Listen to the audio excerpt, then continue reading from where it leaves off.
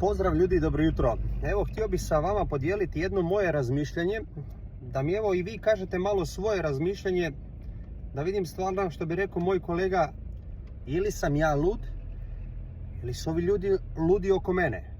Vozim sad svoje 7-godišnje dijete u školu, živimo kilometar od škole i od 22 roditelja na prvom roditeljskom sastanku, samo nas dvoje roditelja smo digli ruke da bi dali u nekom izvjesnom vremenu svoje dijete da ide pješke u školu. Jer smatram da tih kilometar i pol što on ima pješke do škole, bez obzira što ima 7 godina, da će on sigurno kroz možda 10 ili 11 mjesec moći sam. Međutim, ok, vozim ga sad u školu, moram i malu voziti u vrtić, u 8 imam trening. Uglavnom, prolazim pored škole, ispod škole, jedno 5, 6, 7 roditelja ide prema školi i nosi na ramenima torbu svoje djece. Gledam u njih